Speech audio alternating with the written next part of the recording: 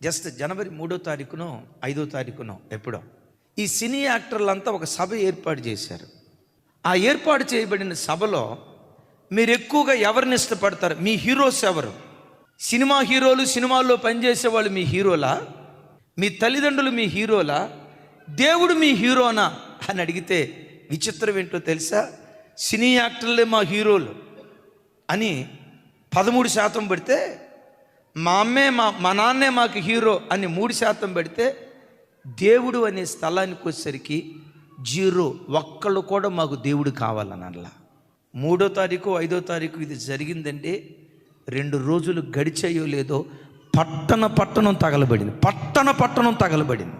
దేవుడిచ్చే ప్రతి దాన్ని ఉచితంగా అనుభవిస్తూ, పీల్చే గాలి ఎవరి భిక్ష, తినే ముద్దన్నం ఎవరి భిక్ష, నీ శరీరంలో ఉన్న ప్రతి అవయవం ఎవరి భిక్ష, నీ రూపురేఖలు ఎవరి భిక్ష, నీ రాసిక రంధ్రాలలో ఊపిరి ఉందంటే అది దేవుని దానం కాదా? దేవుడు అనుగ్రహించిన ప్రతి దాన్ని అనుభవిస్తూ నాకు దేవుడు అక్కర్లేదంటే దేవుడు ఏం చేస్తాడో తెలుసు? ఎవరై నువ్వే నాకు అక్కర్లేదురా, నువ్వే నాకు అక్కర్లేదురా అని దేవుడే కనుకంటే లాస్ ఏంజల్స్కి ఏ గతి పట్టిందో ఆ మాట అన్నవాడికి కూడా అదే గతి పట్టింది.